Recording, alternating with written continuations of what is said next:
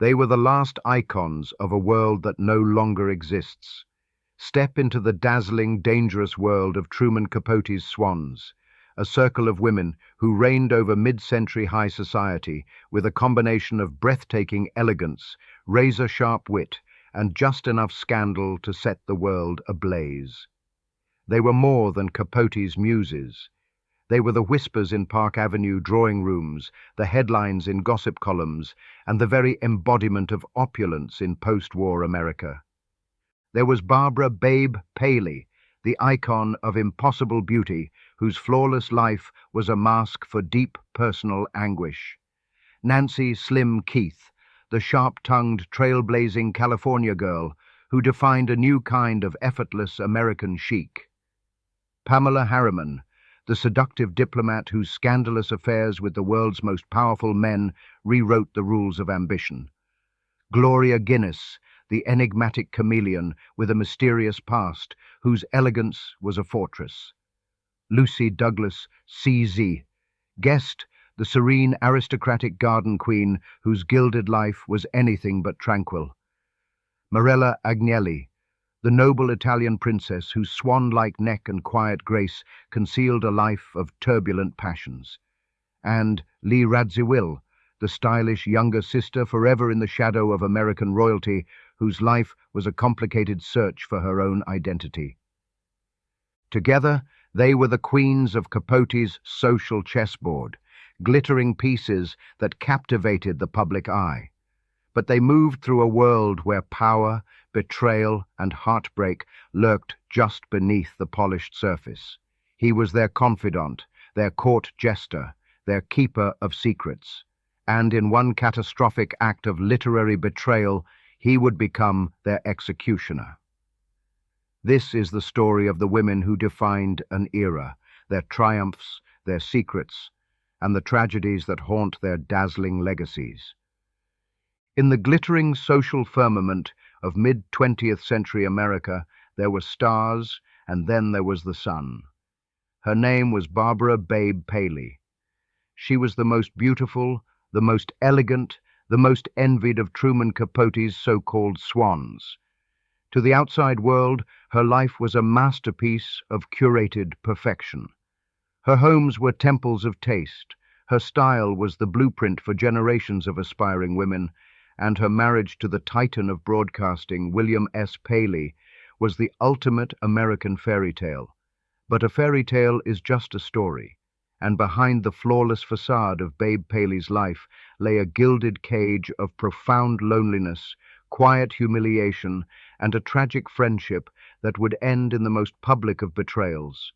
She was a woman so perfect, it was said her only flaw was that she was in fact perfect. This is the story of the Queen of the Swans, a woman who never had a hair out of place, even as her world was quietly falling apart. Perfection was not a goal for Barbara Cushing, it was a mandate. Born in Boston, Massachusetts on July 5, 1915, she was the youngest of 3 daughters destined for greatness, not by chance, but by the iron-willed design of their mother, Catherine Stone Crowell Cushing. Their father was the world-renowned neurosurgeon Dr. Harvey Cushing, a towering figure in medicine, but a distant, almost clinical presence in the lives of his children. He provided the prestigious name and the intellectual gravitas, but it was Catherine who was the architect of their futures. Catherine saw her daughters, Minnie, Betsy, and the youngest, Barbara, as her magnum opus. They were the fabulous Cushing sisters, 3 modern-day graces to be polished, perfected, and strategically married into the highest echelons of American society. The Cushing household was a crucible of social ambition.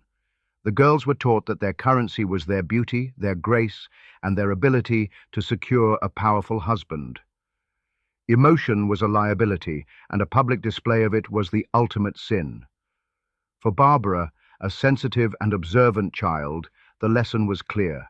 Feelings were to be suppressed, perfection was to be projected, and a flawless exterior was the only armor a woman truly needed. She was sent to the prestigious Westover School in Connecticut, where she honed the art of understated elegance. In 1934, she was presented to society as a debutante in Boston, but her sights were already set on a larger stage, New York City. While her sisters had already secured their dynastic matches, Minnie marrying the handsome Vincent Astor and Betsy marrying James Roosevelt, the son of the sitting U.S. president, Babe was determined to forge her own path, at least initially. In 1938, she began working as a fashion editor at Vogue magazine. It was a role she was born to play. Her taste was not just impeccable, it was innate, almost severe in its perfection. She didn't follow trends. She was the trend. Her signature look was one of studied carelessness, a scarf tied just so on her handbag, a simple cashmere sweater paired with magnificent jewels, her long, elegant neck accentuated by a sleek hairstyle. The camera adored her, but she was never just a model. As an editor, she possessed a keen eye and an unerring sense of what constituted true style. She was quickly recognized as one of the most fashionable women in the world, a title she would hold for the rest of her life. She would be named to the International Best Dressed list 14 times before being officially inducted into the Fashion Hall of Fame in 1958, an icon among icons. Her first marriage, in 1940, to Stanley Grafton Mortimer, Jr., an oil heir and socialite, was a perfect starter marriage. It solidified her place in New York's elite inner circle and produced 2 children, Amanda and Tony. But Stanley, for all his blue blood pedigree, was not the main event. He was the prelude. The marriage was reportedly lukewarm, and by 1946 they were divorced. Babe, now a 31-year-old divorcee with 2 children, was more beautiful and more sought after than ever. She was waiting for her king. And in the post-war boom of New York City, a king was looking for his queen. His name was William S. Paley, the brilliant, driven, and monumentally wealthy founder of the Columbia Broadcasting System, CBS. The son of Jewish immigrants from Ukraine, Paley was a self-made titan who had built a media empire from scratch. He was powerful, charismatic, and possessed an insatiable appetite for the finer things in life, including and especially beautiful women. His first marriage had ended, and he was searching for a wife who could not only match his ambition, but also serve as the ultimate emblem of his success. In Babe, he found his masterpiece. They married in 1947, and overnight, Babe Paley became American royalty. Paley adorned her with unimaginable wealth, a sprawling estate, Kaluna Farm on Long Island, a magnificent apartment on Fifth Avenue, exquisitely decorated by the finest designers, and a fortune in couture and jewels. In return, Babe gave him what he craved most, unparalleled social status and an aura of aristocratic legitimacy. She was the ultimate corporate wife, a hostess of legendary skill, whose dinner parties were the most coveted invitations in New York. An evening at the Paleys was a symphony of perfection, from the food and the flowers to the guest list, which included everyone from Hollywood stars and political leaders to artists and intellectuals. Babe orchestrated it all with a serene, seemingly effortless grace. Their life was a public performance of domestic bliss and high style. They were the most glamorous couple in America, their every move chronicled in society columns and fashion magazines. Babe's influence was staggering. When she was photographed walking down the street with a scarf tied to her handbag, thousands of women copied the look the next day. When she let her gray hair show, it was hailed as a revolutionary statement of chic. She was, as her friend Truman Capote would later declare, a creature of her own invention, a living work of art. But the frame of this perfect picture was a gilded cage. Paley's adoration for his wife was genuine, but so was his pathological need for other women. His infidelities were constant, brazen, and deeply humiliating for Babe. He was not discreet. His affairs with a long line of starlets, socialites, and secretaries were an open secret in their circle, a constant sharp stone in the shoe of their perfect marriage. Babe, true to her Cushing upbringing, bore the humiliation in silence. Her duty, as she saw it, was to maintain the facade, to uphold the Paley dynasty, to never ever let the cracks show. A story she later told to her closest friends became a chilling metaphor for her life. She once returned home to find a telltale stain on the bedsheets of her marital bed. When her friend asked in shock what she did, Babe's reply was delivered with a cool, devastating finality. "I took it to the laundress. What else would I do?" This was her reality: to clean up the messes, to smooth over the imperfections, to remain poised and beautiful and silent. The pain was immense, but it was private. She once told a friend, "I was brought up to be a lady. A lady never shows her feelings." It was into this emotional void that Truman Capote appeared. The diminutive, brilliant, and outrageously witty author became Babe's closest confidant. He was everything her husband was not: a listener, a gossip, a platonic companion who demanded nothing from her but her stories and her secrets. He made her laugh. He admired her taste. He understood her loneliness. For Babe, Truman was a safe harbor. With him she could finally let the mask slip. She told him everything: her frustrations with Bill, her insecurities, the painful details of her gilded life. He became her court jester, her diary, her other husband. She adored him, and she trusted him completely. It was a trust that would prove to be tragically misplaced. In November 1975, the world of Babe Paley and her fellow Swans was blown apart. Esquire magazine published a chapter from Truman Capote's long-awaited, unfinished novel, Answered Prayers. The chapter was titled La Côte Basque, 1965, named after the fashionable New York restaurant where the city's elite gathered to dine and dissect one another. The story was a thinly veiled poison pen portrait of Capote's closest friends, a catalogue of the secrets and scandals they had confided in him over years of intimate lunches and late-night calls. For Babe, the betrayal was surgical in its cruelty. The story featured a character named Cleo Dillon, a woman so obviously based on her that no one could mistake it. In one of the story's most infamous passages, Capote recounted a tale of Cleo's husband, a powerful media mogul, having a sordid one-night stand with the governor's wife. The story detailed the husband's return home and the mess left on the pristine porthole sheets, a direct public airing of the very story Babe had shared in confidence, a grotesque parody of her private pain. The publication was a social atomic bomb. Bill Paley, upon reading the story, was reportedly white with rage. His fury, however, was not about his own philandering being exposed, but about the brutal violation of his wife's trust. He saw it as an unforgivable attack on Babe. For Babe herself, the wound was mortal. This was not just gossip, it was a betrayal of the deepest friendship she had. The man she had trusted with her vulnerabilities had weaponized them for public consumption, turning her quiet dignity into a cheap, sensationalized anecdote. Her reaction was not explosive, it was absolute and silent. Truman Capote, her dearest friend, ceased to exist. He called her repeatedly, desperate to explain, but she never took his calls.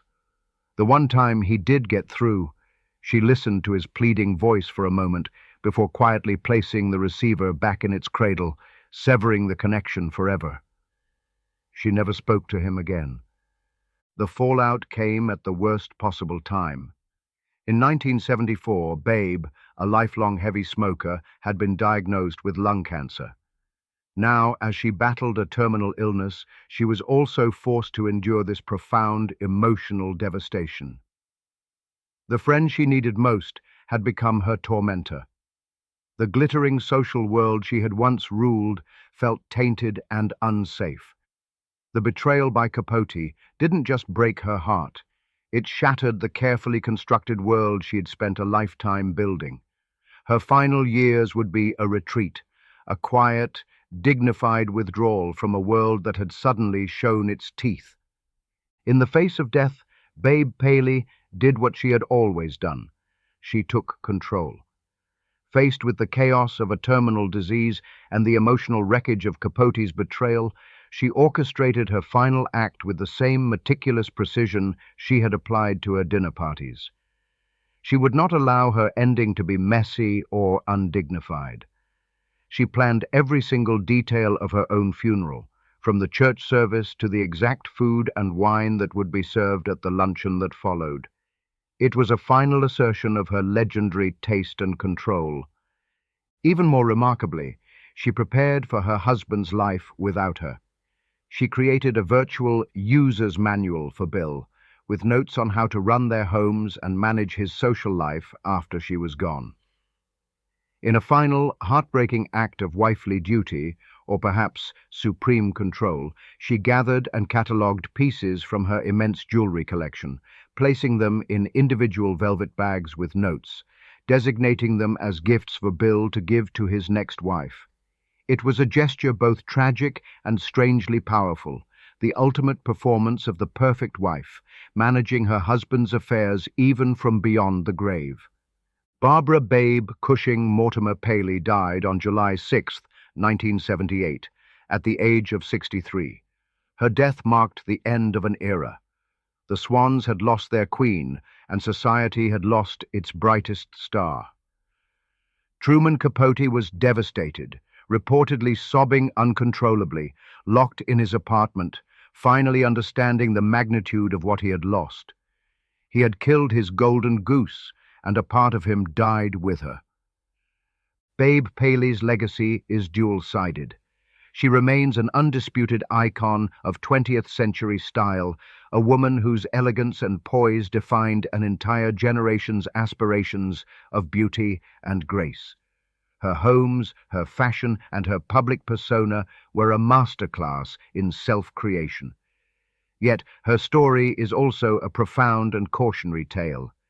It speaks to the immense pressure on women of her era to achieve a near-impossible standard of perfection and the silent suffering that often lay beneath the polished surface.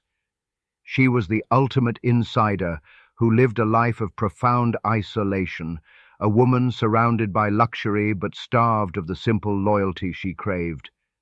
Her life, so beautiful from a distance, was a testament to the fact that a gilded cage, no matter how exquisite, is still a prison. She was the perfect woman, living an imperfect life, a flawless swan who glided gracefully across the water while paddling furiously, and often painfully, just to stay afloat. Before the world knew of beach bunnies and surfer girls, there was Nancy "Slim" Keith. She was the prototype, the original California girl, carved not from sunshine and surf, but from hardship and steel. If Babe Paley was the epitome of East Coast Polish, a perfect porcelain doll, Slim was her opposite, a tall, sharp-witted, sun-kissed realist with a tongue that could cut glass and a style so effortless it seemed accidental. She didn't just wear clothes, she inhabited them. She didn't just enter a room, she took it. Her life was a roadmap of modern American glamour, stretching from the dusty roads of Salinas to the sound stages of Hollywood and the drawing rooms of New York and London. She was a muse to titans like Howard Hawks and Ernest Hemingway, the wife of legends and the best friend of icons. But beneath the cool, confident exterior was a woman forged in unimaginable childhood trauma, a survivor who learned early that if you want something in life, you don't wait for it. You go out and get it. This is the story of the unsinkable Slim Keith, the swan who taught the world how to whistle. Nancy Gross was born in Salinas, California, in July of 1917, into a world that was anything but glamorous. Her father, Edward Gross, was a successful businessman who owned several canneries, but he ran his home like a petty tyrant, a man consumed by rages against anyone who crossed him. Jews, Catholics, Democrats, and most often his own family. The little love that existed in the household was extinguished on a terrible night that would forever haunt Slim's memory. Her younger brother, 8-year-old Buddy, stood too close to an open fireplace. His nightshirt caught the flame. Panicked, the boy ran, trying to outrun the fire that engulfed him. 11-year-old Slim and her older sister chased him screaming until their mother finally tackled him to the ground and smothered the flames. But it was too late. Buddy's burns were too severe, and he died soon after. The tragedy didn't unite the family in grief, it shattered them completely. Her father, incapable of processing the horror, weaponized it. He blamed his wife, relentlessly and cruelly, for the rest of his life. The accusation was a poison that seeped into every corner of their home. A few years later, the inevitable divorce came. When Slim was 12, her father pulled her out of her convent school class for a meeting that would serve as her brutal graduation into adulthood. He was a man who never minced words. He informed her that he had left her mother and that her older sister had chosen to go with him. Then came the offer, a proposition of staggering cruelty.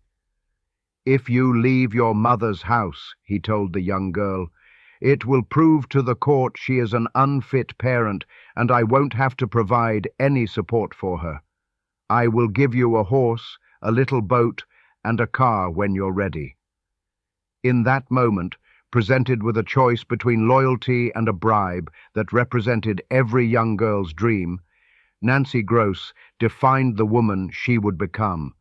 Without hesitation, she looked her father in the eye. "I love my mother," she said. "I am staying with her." Her father stood up, turned his back, and walked away. Slim wouldn't see him again until he was on his deathbed. The break was absolute, and it had consequences. Her older sister, now allied with their father, began spreading malicious rumors about Slim at school. They would never speak again. Slim had learned her first, hardest lesson. Loyalty has a price, and survival is not a team sport. With her high school graduation in 1935 came a yearning for escape.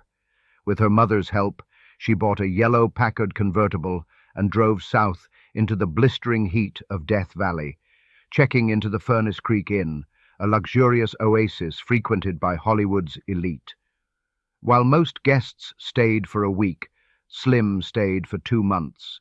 A long, mysterious sojourn that fueled rumors she was recovering from a secret abortion. It was here she met the actor William Powell. He was charmed by her unfiltered, no-nonsense attitude. She was never starstruck. She had an uncanny ability to simply be herself. When Powell asked why a girl her age wasn't in school, she shot back, "Why aren't you working?" He was so taken by her lanky grace and sharp wit that he nicknamed her his Slim Princess. The name stuck. From that moment on, Nancy Gross was known to the world simply as Slim. She became a fixture in the orbit of Hollywood royalty, moving through a world of celebrity and immense wealth.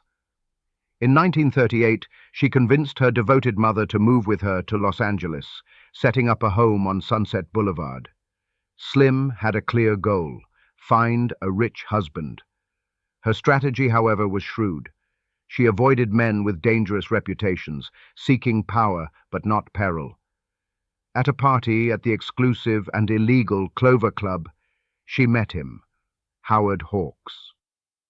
The legendary director of Scarface and Bringing Up Baby was 42, twice her age, with a shock of premature gray hair that had earned him the moniker the Gray Fox. He was married, with a wife suffering from severe mental illness, and was a notorious gambler and womanizer. He approached her with his standard, time-worn pickup line. "Do you want to be in movies?" Slim, unimpressed, gave him the one answer he never expected: "No." Hawks was incredulous. "You don't?" he asked. "No, I don't," she replied with absolute finality. Intrigued, he invited her for a swim at his house the next day. She accepted. Hawks was famous for a specific type of female character in his films, the Hawksian woman. She was bold, uncompromising, witty, and always challenged the male lead, meeting him on his own terms. In Slim, Hawks saw his ideal made flesh. Within days, they began an affair. The sex, she would later say, was perfunctory, a physical need for him that had little to do with the person he was with. But he offered everything else she craved. In her own words, he had the career, the house, the 4 cars, the yacht. That was the life for me. They married in 1941, with Gary Cooper giving the bride away. For a time, it was perfect. Slim designed her dream home and presided over the life of luxury she had always envisioned. She became the heart of every party, sharing in her husband's work, reading scripts, and offering advice. Her influence on his films was profound. It was Slim who, while flipping through an issue of Harper's Bazaar, spotted a young model named Lauren Bacall and insisted she was perfect for Hawks's new film, To Have and Have Not.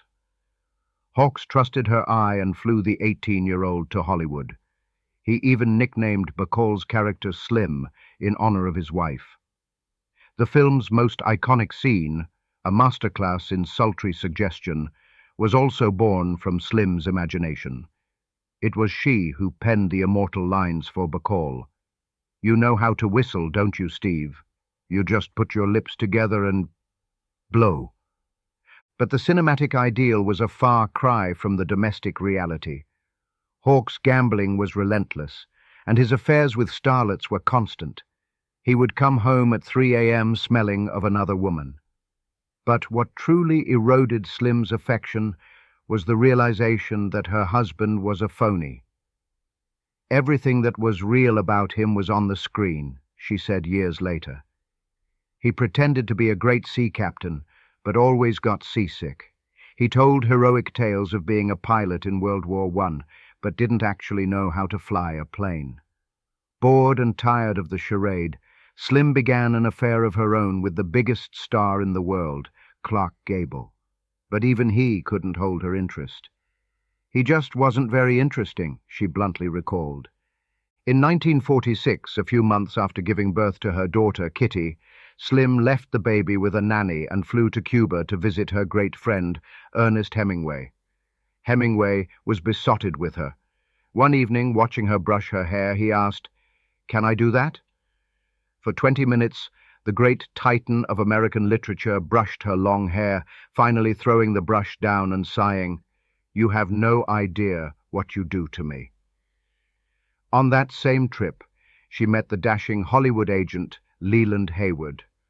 Unlike Hawks, Hayward was a real pilot, a co-founder of Southwest Airways, and he possessed a fast-talking charm that had captivated the likes of Katharine Hepburn and Greta Garbo. Though married, his relationship with actress Margaret Sullivan was crumbling. Slim saw her future. When Hawks caught her and Hayward together, he simply turned and walked away, becoming a ghost in their house. The marriage ended without drama. "No tears, no anger, no sad reminiscences," she said. It was as if nothing had ever been there.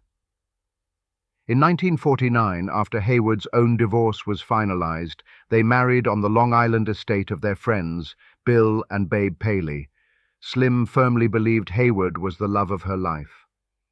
"When I lost Leland," she later wrote, "I lost the best part of my life." The New York years saw Slim solidify her status as a top-tier socialite and style icon. She became best friends with Babe Paley, and the two, along with a handful of other glamorous women, formed an inner circle with Truman Capote as their mascot and confidant. Capote was fascinated by Slim, claiming she reminded him of his own mother, a woman who had abandoned him for her New York ambitions. He saw in Slim a similar grit and determination. But the idyll with Hayward was not to last. His career began to flounder, and he descended into alcoholism. Then, During a rocky period in their marriage, Pamela Churchill, a woman with a scandalous international reputation for collecting powerful, wealthy men, set her sights on Leland. Unaware of her history and charmed by the Churchill name, Leland was an easy target. Slim returned to their home one day to find that Pamela had already been there, placing red stickers on all the furniture she intended to claim in the divorce settlement. The betrayal was absolute. Her best friends, Babe and Minnie, vowed to fight eternally against that bitch Pamela, but the battle was lost. Leland left her for Pamela. It was in the wake of this heartbreak that the second great betrayal of Slim's life occurred. In 1975, Esquire published La Côte Basque, 1965. Slim sent her maid to fetch a copy after a frantic call from Babe. She barely read a page before the blood drained from her face. The story's narrator, a vicious, sharp-tongued gossip named Lady Ina Coolberth, was undeniably, unmistakably her. Capote had not only stolen her voice and twisted it into a caricature of malice, but he had put the most heinous lies into her mouth. In the story, Lady Ina tells the tale of Bill Paley's infidelity with the governor's wife, a secret Babe had only ever told Truman. To compound the treachery, Capote had Lady Ina intimate that she herself had also had an affair with Bill Paley, a vile fiction suggesting she had betrayed her own best friend. The betrayal was multi-layered and monstrous. Slim's reaction was as swift and total as it had been with her father decades earlier. She immediately cut Truman Capote out of her life, completely and forever. After the end of her marriage to Hayward, Slim would marry one last time to the British banker Sir Kenneth Keith, becoming Lady Keith and moving to London. She reflected on her 3 major marriages with her characteristic pragmatism. I was married to each for about 10 years. I guess that's about all I can hack. Her final years were devoted to travel and the quiet enjoyment of the life she had fought so hard to build. A heavy smoker for most of her life, Slim was eventually diagnosed with lung cancer. She faced her illness with the same fortitude that had defined her since childhood. She died in New York City on April 6, 1990, at the age of 73. Slim Keith's legacy is that of a trailblazer. She was a new kind of American woman, one who created her own rules for style, love, and survival. She was not an heiress born to the manor, nor a perfect wife bred for presentation. She was a self-made icon, a woman of immense grit who navigated a world of powerful men not as a supplicant, but as an equal. Her life was marked by deep tragedy and spectacular betrayals, yet she never allowed them to break her. She remained true to her own code, a survivor who understood the transactional nature of the world she occupied and played the game better than almost anyone. In her memoir, she summed up her life with the unapologetic clarity that was her trademark. God blessed me with a happy spirit and many other gifts. What I was not blessed with, I went out and got. Sometimes the price was too high, but I've never been much of a bargain hunter.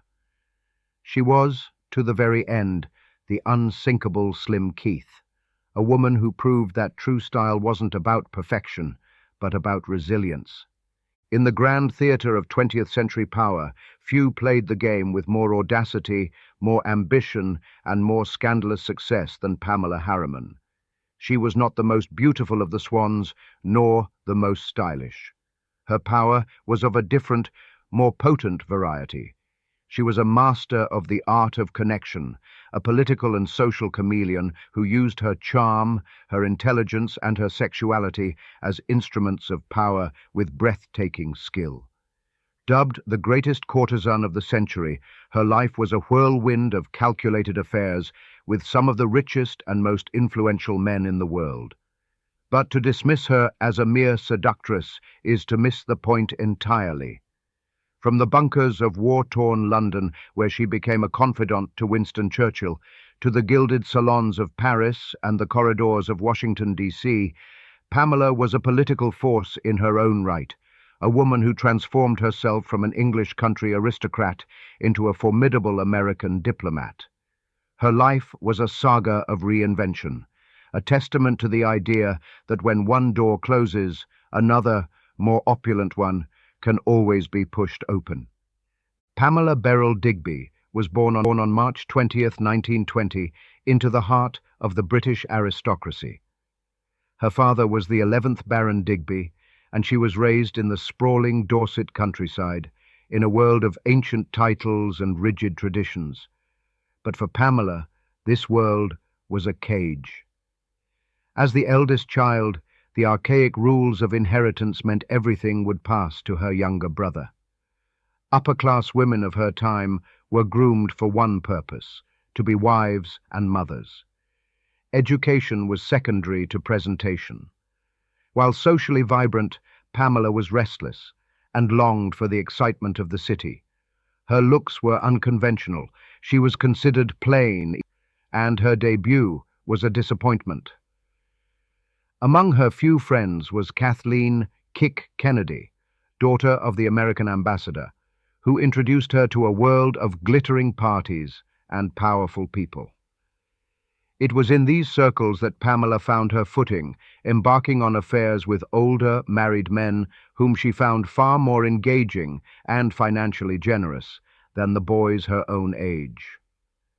The outbreak of World War II shattered the frivolous world of country house weekends and propelled Pamela onto a much larger stage. Briefly working as a French translator, her life took a dramatic turn when she met Randolph Churchill, the notoriously dissolute son of the future Prime Minister. Their courtship was a whirlwind of wartime urgency. He, terrified of dying in the war without an heir, proposed on their first date. For Pamela, love was not a prerequisite. Marriage was an escape route from the dull country life she dreaded. They married in October 1939. The union produced a son, Winston, but it was a disaster from the start. Randolph was a philandering alcoholic with colossal gambling debts, and the marriage was miserable. But the Churchill name was a key, and it unlocked the most important door in England. Isolated in London, Pamela became a close and devoted confidant to her father-in-law, Winston Churchill. He and his key ally, the press baron Lord Beaverbrook, recognized in the young bride a sharp mind and a set of skills that could be incredibly useful. She was tireless in catering to the Prime Minister's needs, becoming a fixture in his wartime bunker, and learning the intricate dance of power and influence at the very heart of the conflict. She was a quick study. In 1941, London was the epicenter of the free world, and Pamela was at its social center. It was at a dinner that she was introduced to W. Averill Harriman, President Franklin D. Roosevelt's handsome, powerful, and very married Lend-Lease expediter. He was the heir to the Union Pacific Railroad fortune, 30 years her senior, and Pamela was instantly captivated. An affair began almost immediately. It was a relationship built on more than just passion. It was a strategic alliance. Pamela, with her unparalleled access to the British establishment, became Harriman's guide to the complex world of London politics. In turn, she kept Churchill and Beaverbrook informed of the Americans' thinking, acting as an unofficial but vital back-channel between the two great allies before the attack on Pearl Harbor. She entertained lavishly from a flat on Grosvenor Square, financed by both Harriman and Beaverbrook, becoming a celebrated hostess whose energy and optimism drew powerful men to her like moths to a flame. When Harriman was appointed ambassador to the Soviet Union in 1943 and left for Moscow, Pamela eased her sense of loss with a string of other high-profile romances. Her lovers included the immensely wealthy Jock Whitney, husband of her friend Betsy Cushing, and the charismatic American broadcaster Edward R. Murrow, who was so smitten he asked her to marry him. Pamela was calculating, independent, and always managed to take care of her men, often receiving generous gifts in return. After the war, London was a grey, depressing place. Churchill was out of power, and Pamela, now 28 and divorced from Randolph, felt strangely adrift. The war had transformed her from a country girl into a sophisticated political player, but in peacetime England, there was little sympathy for the opportunistic siren. Abandoned by her American lovers who had returned home, she accepted a job from Beaverbrook in Paris, reporting on the social lives of the fabulously wealthy. It was a new hunting ground. Paris in the post-war years was a city reborn, and Pamela thrived. She quickly began an affair with Prince Ali Khan, the world's most notorious playboy, but his attention soon shifted to the movie star Rita Hayworth. Pamela's focus shifted just as quickly.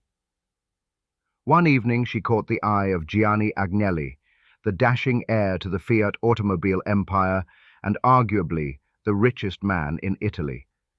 For 5 years they conducted a passionate, globe-trotting affair.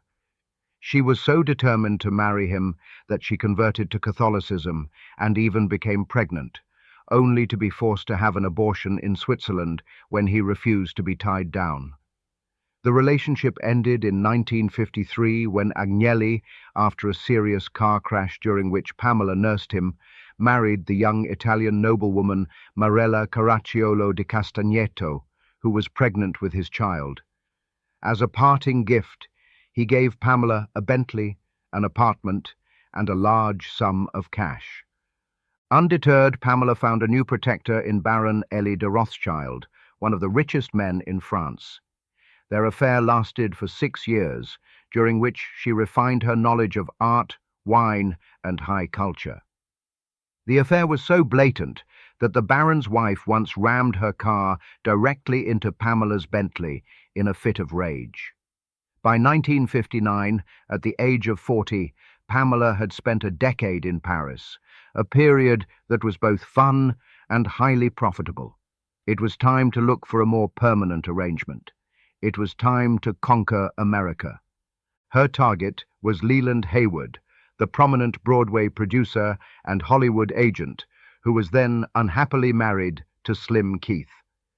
Hayward, captivated by Pamela's charm and the magic of the Churchill name, was completely unaware of her scandalous European past. He proposed after only a few weeks.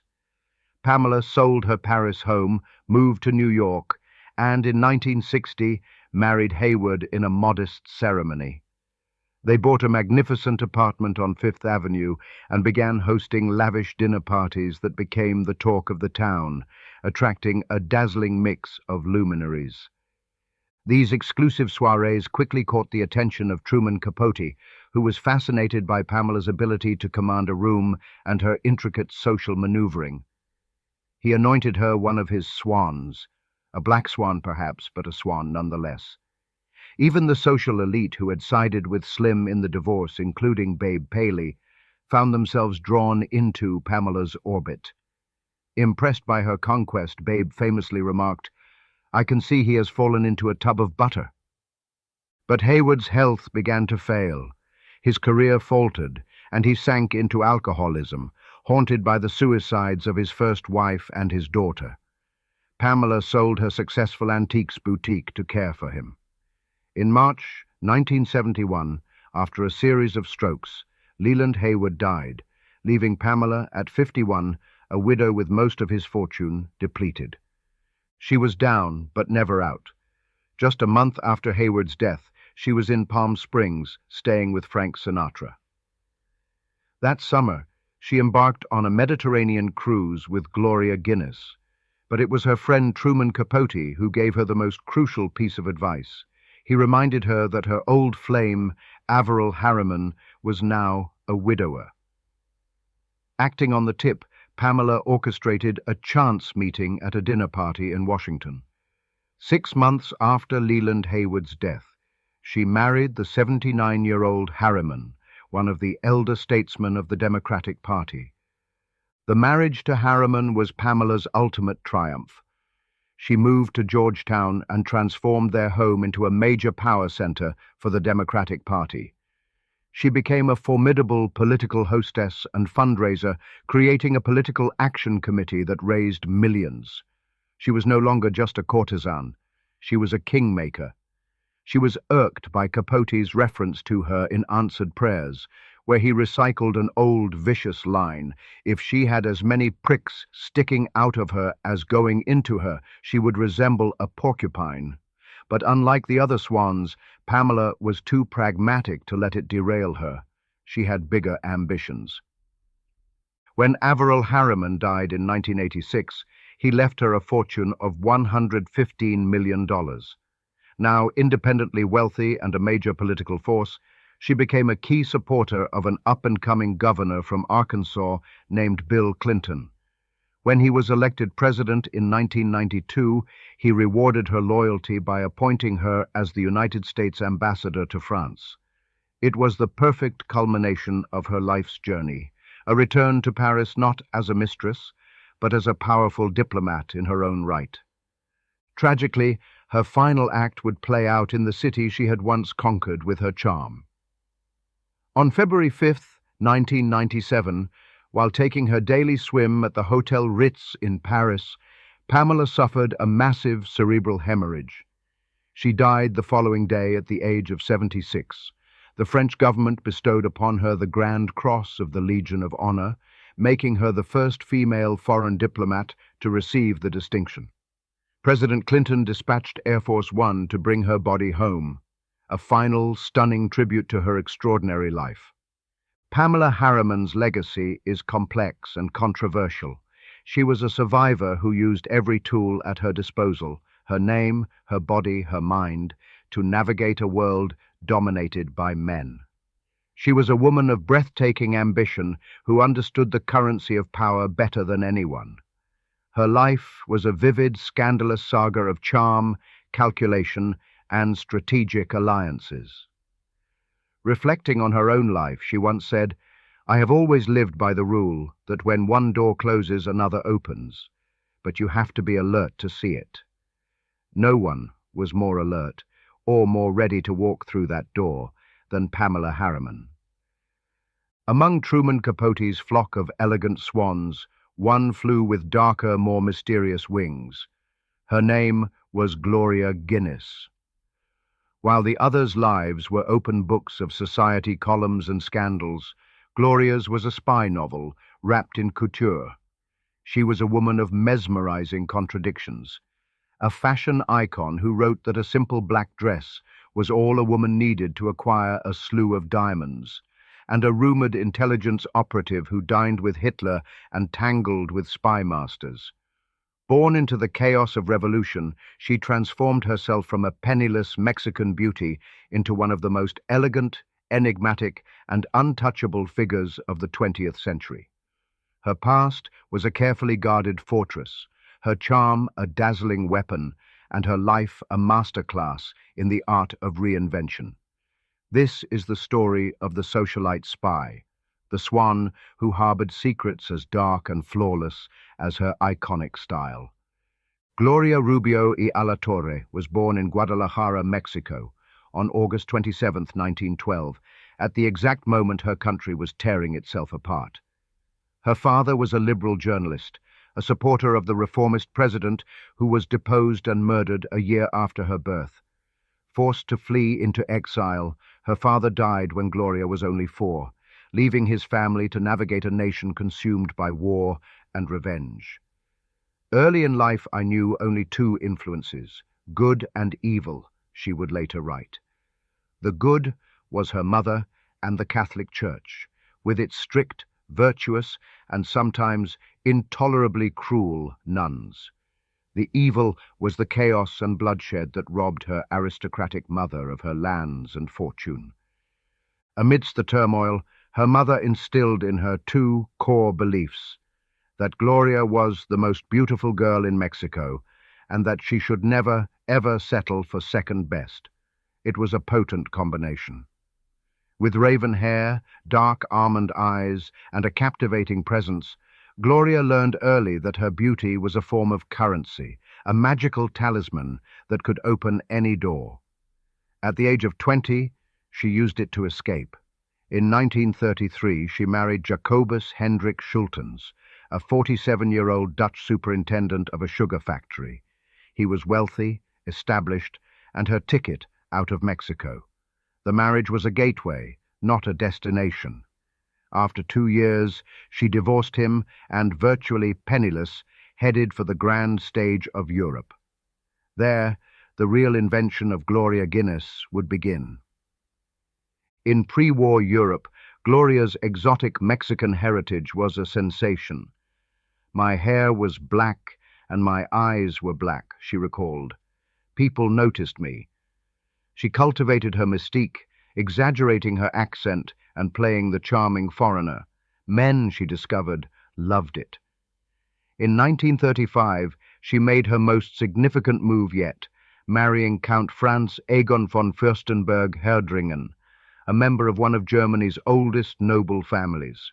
Overnight, the girl from Guadalajara was a German countess, living in a castle in Westphalia and a grand home in Berlin.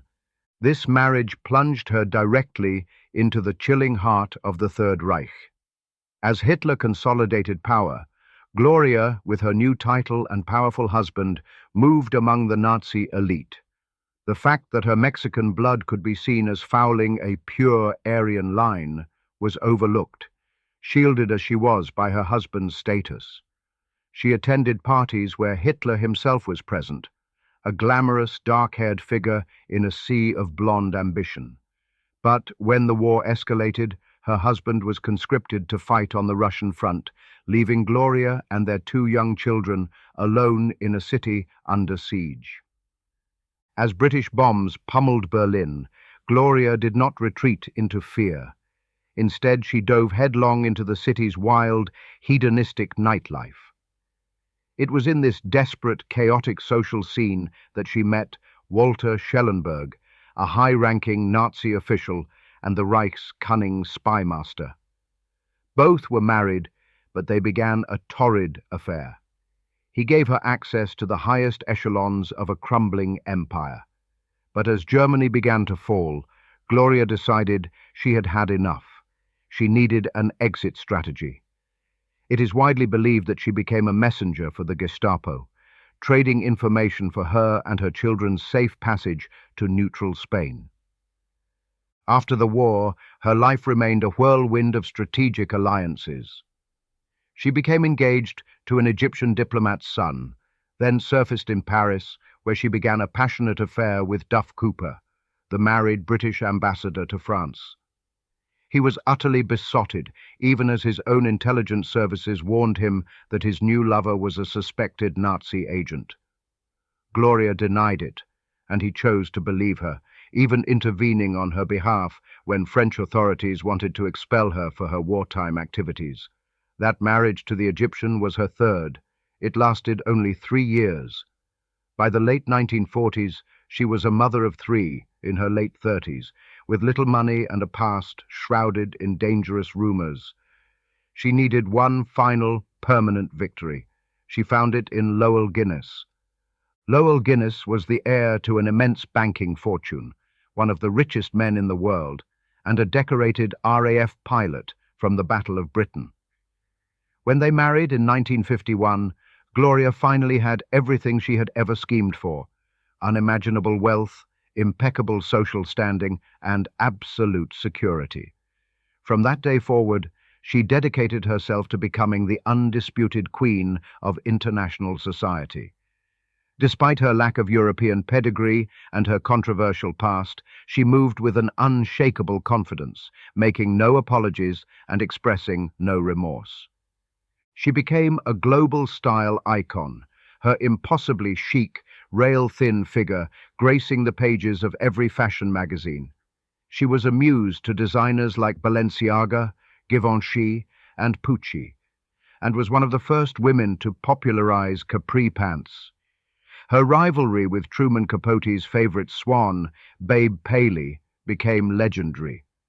The feud played out with subtle, vicious perfection. Once the Guinnesses hosted the Paleys on their yacht.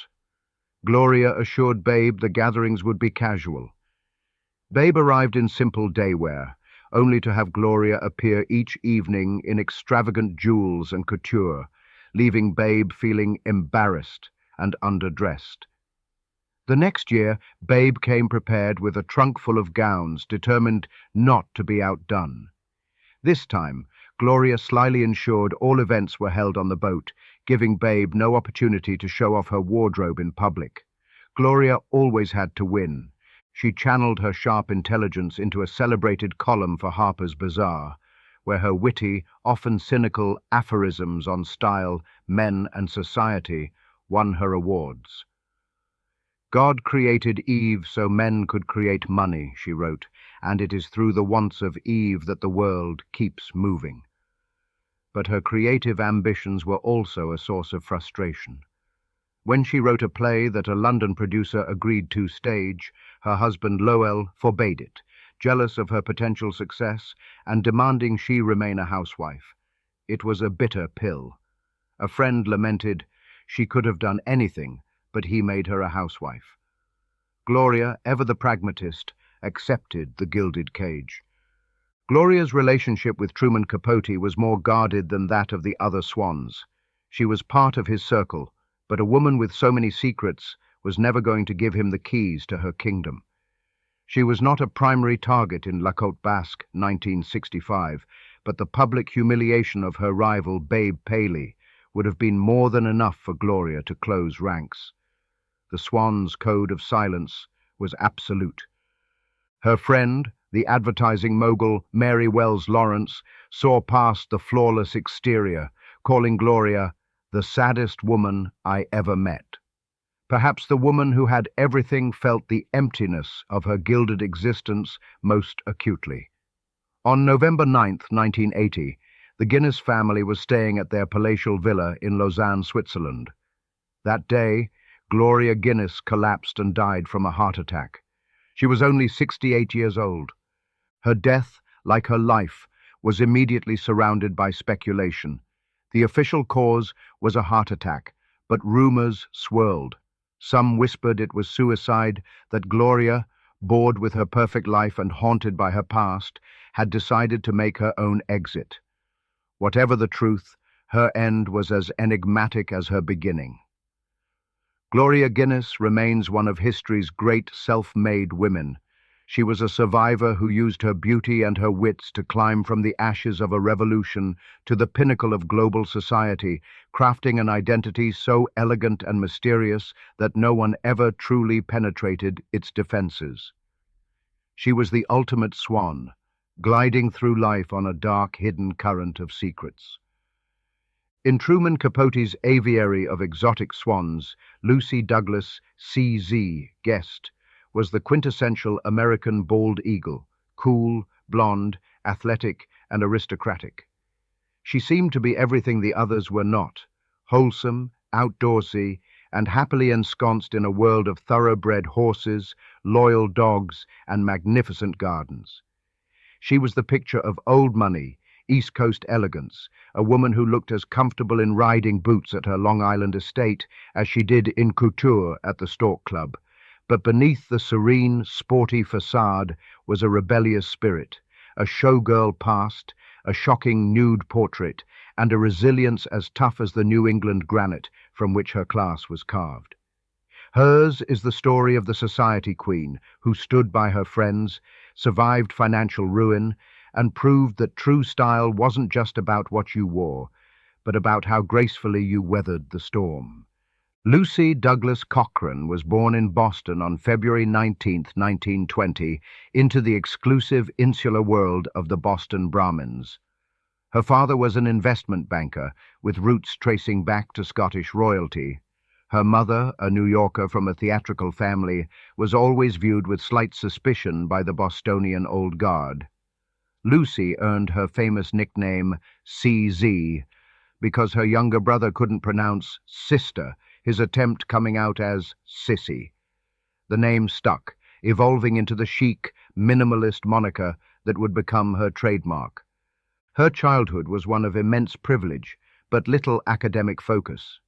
CZ was far more interested in riding horses and playing hockey than in her studies. Life was a whirl of parties and sporting events, and her striking beauty and vivacious personality made her the most written about debutante in Boston. But CZ had no intention of following the conventional path laid out for a Brahmin belle. Inspired by Katharine Hepburn, she dreamed of the stage. In a move that horrified proper Boston society, she got herself a theatrical agent and, in 1944, landed a spot in the chorus line of the Ziegfeld Follies on Broadway. A debutante as a showgirl was a delicious scandal. She lasted only a few months before moving to Hollywood, signing a contract with 20th Century Fox and embarking on a brief, tempestuous affair with the married swashbuckling star Errol Flynn. Her film career never took off, but her appetite for adventure was just beginning. She decamped to Mexico City, where she took up with a handsome bullfighter and caused another sensation by posing nude for the great muralist Diego Rivera, who promptly hung the scandalous portrait in a local bar. It was a photograph of the beautiful Bostonian rebel that captivated Winston Frederick Churchill Guest. An heir to the Phipps Steel fortune, a 10-goal polo player, and a cousin of Winston Churchill, he was one of the most eligible blue-blood bachelors in America. He was determined to meet the blonde in the picture. CZ, with the pragmatism of her class, later said, "You can have affairs, and God knows I have had plenty, but you marry someone from your own environment." Winston Guest was her environment. He purchased the nude Rivera painting to keep it out of public view, and in March 1947 they were married at Ernest Hemingway's estate in Cuba, with Papa Hemingway himself serving as the best man. The marriage grounded CZ, though it did not entirely tame her. Winston wanted a traditional upper-class wife who shunned publicity, and for a time CZ played the part. They settled at Templeton, his family's magnificent 300-acre estate on Long Island, and had 2 children, Alexander and Cornelia. In the manner of their class, the children were raised primarily by nannies and governesses. "A good governess does a better job bringing up children than a mere mother," CZ once insisted, adding, "Of course I saw them. I went fox hunting with them." She became one of the nation's preeminent society hostesses, her parties seamlessly blending the well-bred and the brilliantly creative. Guests included Noel Coward, Salvador Dali, and the Duke and Duchess of Windsor. But it was her friendship with Truman Capote that became one of the defining relationships of her life. He adored her upbeat spirit and her authentic, no-nonsense glamour. She, in turn, offered him a loyal, uncomplicated friendship. CZ's personal style was as distinctive as her personality. It was a clean, sporty, all-American look that was both glamorous and deeply practical. In an era of nipped waists and structured couture, she famously stopped traffic at the Paris Ritz by walking into the bar wearing a simple tweed skirt and moccasins. Her effortless chic landed her on the international best-dressed list so many times she was inducted into its Hall of Fame. In 1962, her status as a cultural icon was cemented when she appeared on the cover of Time magazine, posing in her riding clothes on the great lawn of Templeton, an emblem of American aristocracy. CZ Guest's seemingly perfect world began to unravel in the 1970s. A series of bad investments caused her husband's business empire to collapse. They were forced into bankruptcy. The glamorous life they had known came to a humiliating end. Federal agents tagged their priceless art and antique furniture for auction. Templeton, their beloved estate, had to be sold. They moved to a much smaller 15-acre property nearby, bravely naming it Templeton, as if nothing had changed. But everything had. For a woman raised to believe that privilege was a birthright, the loss was a profound shock. Then, in 1976, came a devastating personal blow.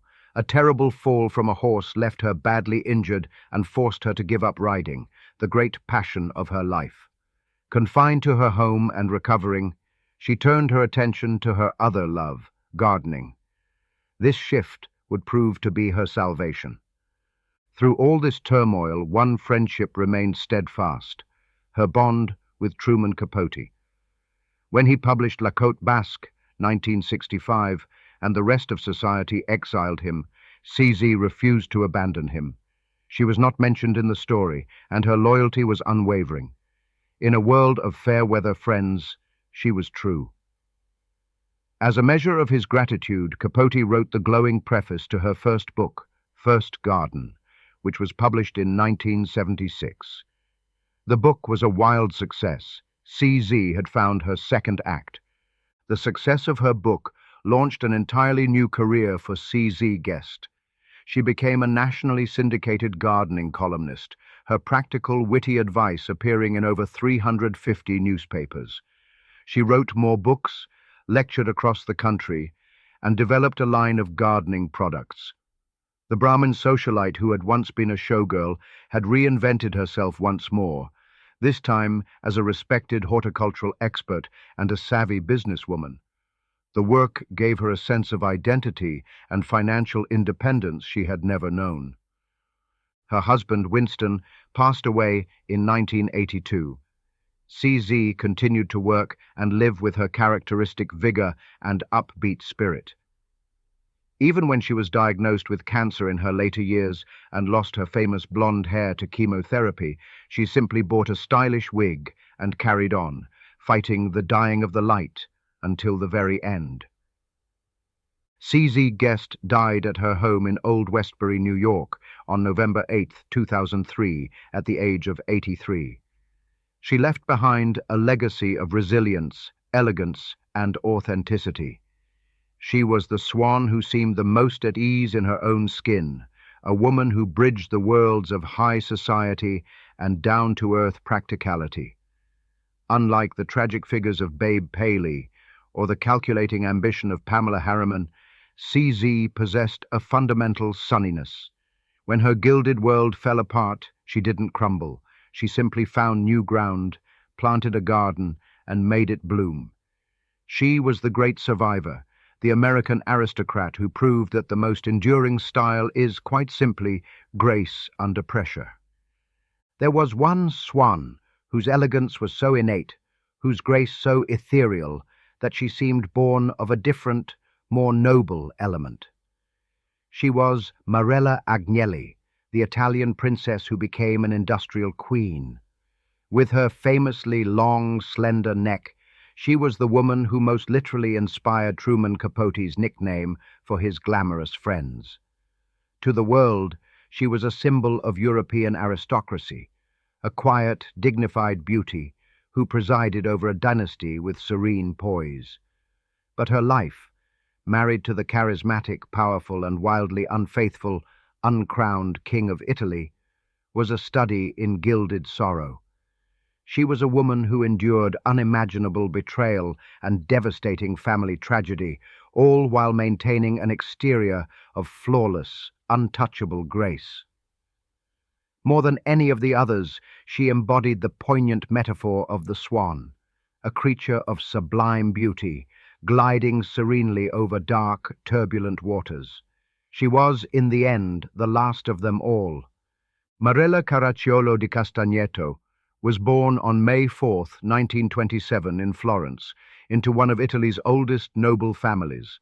Her father, Filippo, was a diplomat and anti-fascist intellectual. Her Illinois-born mother, Margaret, was the heiress to a whiskey distillery fortune. Marella and her brother, Carlo, were raised in a sophisticated, cosmopolitan world, living in Turkey and Switzerland and becoming fluent in multiple languages. It was a life of culture and privilege, but also one of political conscience. During the war, her father secretly worked for the resistance, and her brother was captured fighting against the fascists. After the war, the strikingly beautiful Marella moved to Paris to study art, and then to New York, where she worked briefly as a model and as an assistant to photographer Erwin Blumenfeld. With her refined European manners and artistic sensibility, she was a notable presence in international circles. She was engaged to a French aristocrat, but when he sought to postpone their wedding for a week to go grouse hunting, the engagement was promptly ended. Marella was not a woman who would ever settle for second place. Fate, however, had a much grander and more complicated destiny in store for her. In the early 1950s, Gianni Agnelli was the most powerful and sought-after man in Italy. The dashing, charismatic head of the Fiat automobile empire, he was a global playboy whose long-running affair with Pamela Churchill was the talk of the international set. But his family was pressuring him to marry and produce an heir. His sisters, who despised Pamela, introduced him to the beautiful, noble Marella Caracciolo. He was captivated. In November 1953, at a chateau in Strasbourg, France, they were married. Marella was already pregnant with their first child, Edoardo. The marriage instantly made her the queen of Italy's most powerful industrial dynasty. Life as Mrs. Agnelli was one of almost unimaginable wealth and influence. They lived in magnificent villas in Turin and Rome, a chalet in St. Moritz, and a stunning apartment in New York, all filled with one of the world's most important private art collections. Marella, with her impeccable taste, became a global style icon, celebrated for her elegance and photographed by Richard Avedon in a series of now iconic portraits that emphasized her swan-like neck. She was a muse to writers and artists and a close friend of the Kennedys. But the splendor of her life masked a deep and persistent pain. Gianni Agnelli was a congenital and compulsive philanderer. His affairs were numerous, constant, and conducted with little discretion. He had relationships with everyone from the Swedish film star Anita Ekberg to, allegedly, his wife's own friends. For Marella, a woman of pride and sensitivity, his betrayals were a source of profound jealousy and suffering. To protect her marriage, she later admitted, she made a painful choice. Many women have chosen motherhood over marriage. I did the opposite. Her two children, Eduardo and Margherita, were raised in the emotionally distant manner of the European upper class, handed over to nannies and governesses, while Marella's central preoccupation, as she put it, was Gianni. She devoted herself to creating a perfect world for him, a series of beautiful homes and gardens that served as both a showcase for their status and a personal refuge for her creative spirit. It was a gilded cage, and she was its exquisitely beautiful prisoner. Into this world of glamour and quiet suffering came Truman Capote. He and Marella forged a deep intellectual friendship. He was fascinated by her aristocratic grace, and she was captivated by his brilliant mind. He became a fixture in their life, a regular guest at their homes, a court jester for the King of Italy. Marella became one of his most trusted swans, and he valued her opinion so much that he chose to give her a private preview of his work in progress, Answered Prayers. It was a decision he would come to regret. On holiday, she asked him to read the chapters to her. As Truman's voice filled the room, reading the petty, vicious, and thinly veiled gossip about their friends, Marella felt a growing sense of horror. This wasn't the work of the literary genius she admired. This was nasty, shallow, and cruel. It was a betrayal not just of the people he called his friends, but of his own immense talent. She saw the darkness that had consumed him, the jealous need to tear down the very world he had worked so hard to enter. She saw him trying to drive a wedge between the Swans and their husbands, positioning himself as the only man they could trust. In that moment, she had a startling insight. For all their intimacy, she said, "For him, I remained Mrs. Agnelli, the wife of a tycoon." Long before La Côte Basque 1965 was published and the scandal erupted, Marella Agnelli made a quiet decision.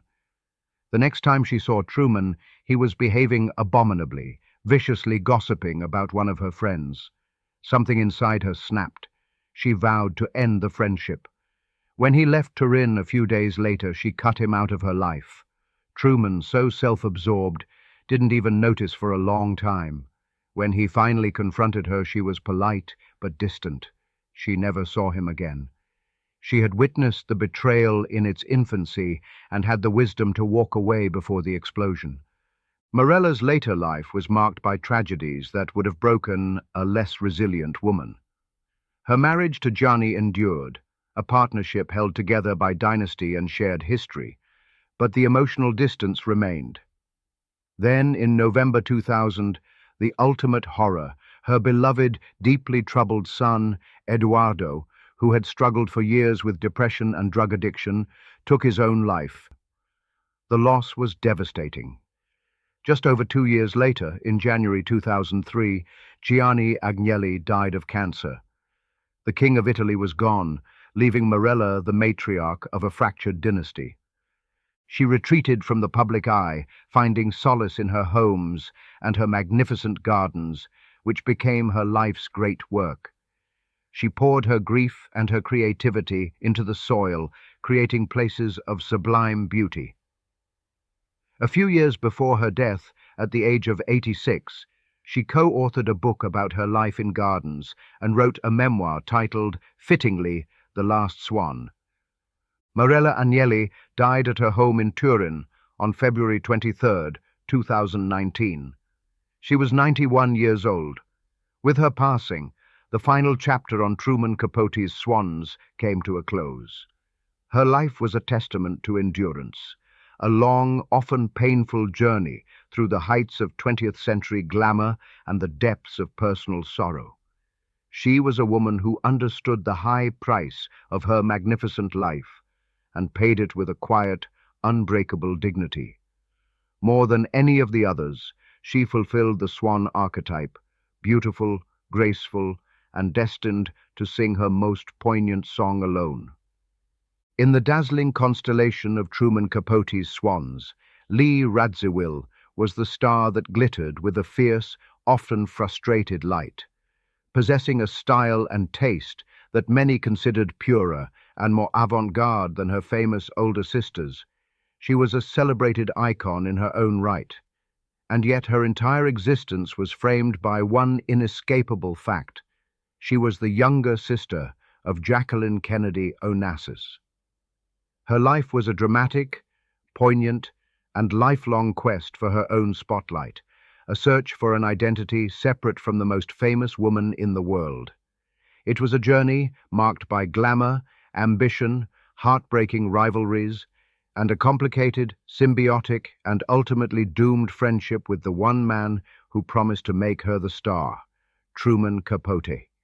Caroline Lee Bouvier was born on March 3, 1933, into a world of East Coast privilege and simmering family tensions. Her father was the dashing, dissolute stockbroker John Blackjack Bouvier, her mother the socially ambitious Janet Lee. From the beginning, a rivalry was baked into the sisterly dynamic. Blackjack doted on his elder daughter, Jackie, who looked just like him.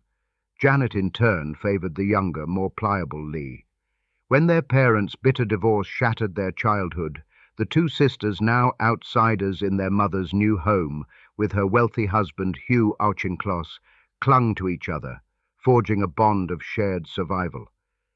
It was a closeness that would be tested, frayed, and nearly broken by a lifetime of competition.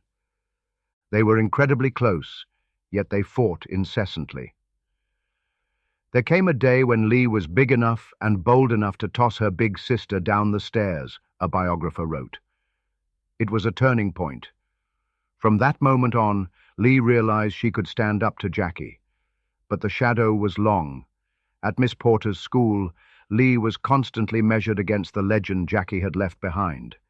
She developed an obsession with being thin, a fixation that would last her entire life, a way of carving out a space that was sharply, definitively her own. Lee beat her sister to the altar. In 1953, she married Michael Canfield, the adopted son of a publishing magnate. They moved to London, but Lee quickly grew bored with his lack of ambition and fabulous wealth. She pushed him to take a diplomatic post, which gave them entry into every grand party in Britain. It was there she met her second husband, Stanisław Stas Radziwill, a Polish prince who had fled his homeland but kept the title. He was nearly 20 years older, but he was charming, worldly, and a prince. For Lee, it was a fairy tale come true. They married in 1959 after divorcing their respective spouses. As Princess Radziwill, living in a beautifully decorated home near Buckingham Palace, Lee became a celebrated hostess and a burgeoning style icon. But just as she was coming into her own, her sister became First Lady of the United States. Suddenly, Lee was no longer just a princess. She was the First Lady's sister, a role that brought both proximity to power and a new level of scrutiny. The sisterly dynamic of love and rivalry intensified. Lee felt Jackie's life in the White House was a fishbowl, yet she was undeniably drawn to its power and glamour, even as she felt overlooked in its glare. It was during this time that Lee began to search for her own stage. She toyed with a career in fashion, but her great friend, Truman Capote, had a grander vision. He was utterly enchanted by Lee. He saw in her a fragility and an artistic soul that he felt was missing in the more pragmatic Jackie. "She's all the things people give Jackie credit for," he gushed. "All the looks, style, taste. Lee has them. Jackie never had them at all." He decided Lee should be an actress. He would be her Pygmalion. Fueled by his encouragement, Lee agreed to star in a Chicago stage production of The Philadelphia Story. It was a disaster.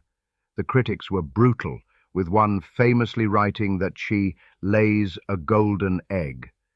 Lee was devastated, and her disappointment was compounded by the fact that Jackie, who had promised to attend, never came. The empty seat in the theater was a painful symbol of the distance between them.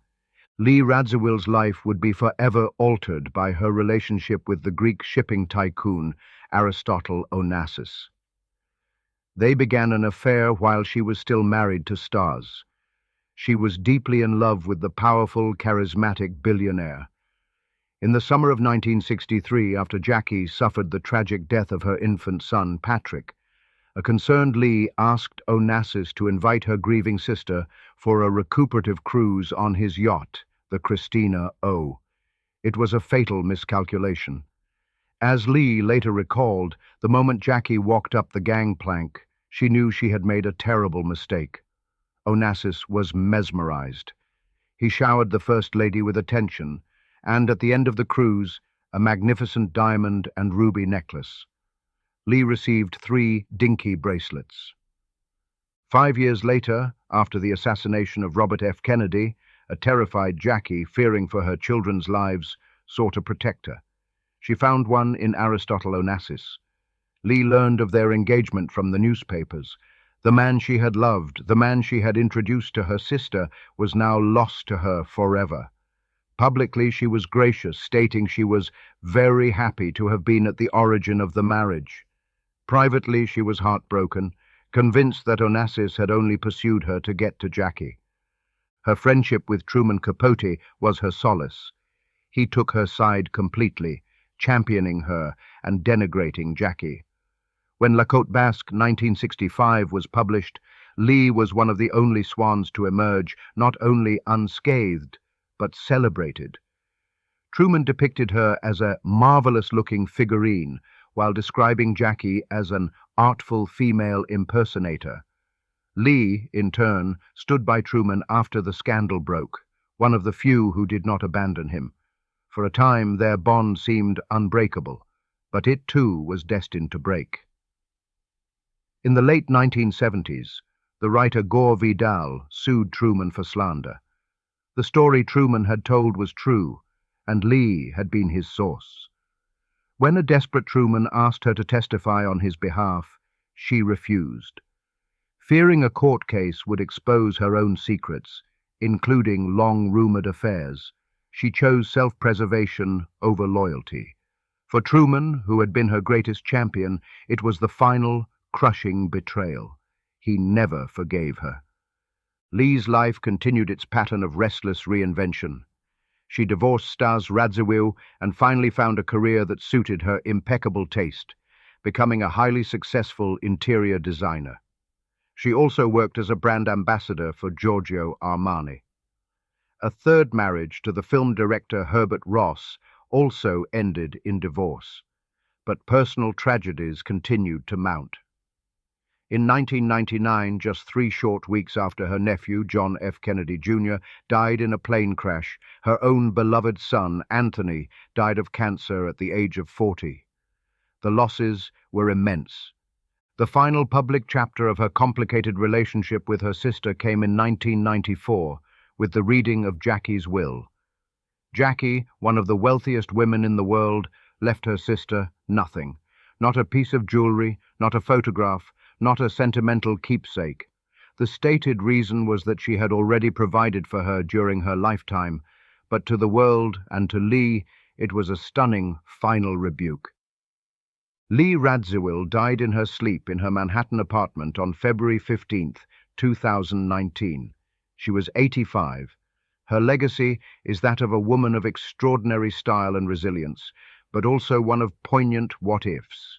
She spent a lifetime trying to escape a shadow, only to find that the shadow was, in many ways, the source of her light.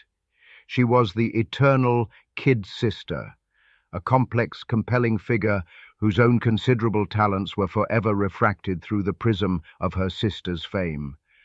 Perhaps her own words serve as the most fitting epitaph for their beautiful, tragic, and deeply entwined lives. "We will always be sisters," she once said wistfully, "but we were friends once too." In the end, the man who called them his swans proved to be their hunter.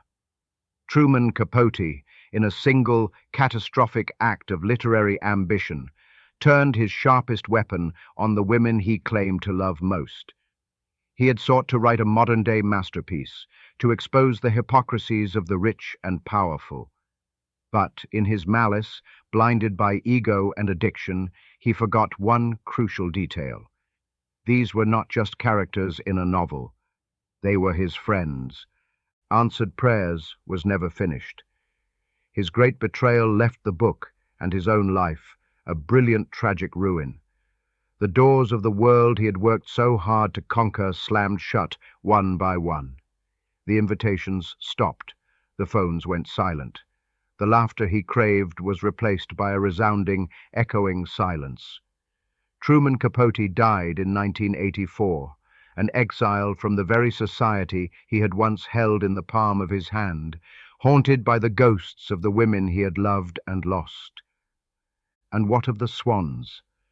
The flock was broken forever. Babe Paley, his queen, faced her death without ever speaking his name again, her perfect facade maintained until the final quiet breath. Slim Keith, the tough survivor, raged against his treachery until her own last day, her loyalty, once given, irrevocably rescinded. Pamela Harriman, the ultimate strategist, simply moved on, her eyes fixed on the next, greater prize of political power. Gloria and Marella, the enigmatic European princesses, retreated behind their silent walls of aristocratic dignity, their disapproval as cool and complete as their elegance. C.Z. Guest, the steadfast American aristocrat, remained the exception, her loyalty to her troubled friend a testament to a different kind of grace. And Lee Radziwill, the shadow sister, continued her restless, poignant search for an identity all her own. They were the last icons of a world that no longer exists, a world of transatlantic voyages, debutante balls, and handwritten notes, a world where style was a language, reputation was currency, and a seat at the right table at La Côte Basque was the center of the universe. They lived lives of almost unimaginable privilege, yet their stories are filled with universal pains, the sting of infidelity, the loneliness in a crowded room, the grief of losing a child, the bitter rivalry of siblings, and the devastating wound of a friendship betrayed. Their lives were a grand opera of beauty and sorrow, a cautionary tale about the gilded cage. They showed the world a vision of female perfection, yet they paid for it with their privacy, their peace, and often their happiness. They were more than just beautiful women in beautiful rooms. They were complex, resilient, and deeply human figures who navigated the treacherous currents of their time with a mixture of astonishing strength and heartbreaking vulnerability. Their story is a timeless reminder that even the most flawless surfaces can hide the deepest cracks, and that the most graceful swans can have their wings broken. They were Truman's swans, and their dazzling, tragic flight will forever echo through the halls of history. A beautiful, heartbreaking whisper of an era and a way of life that is forever gone.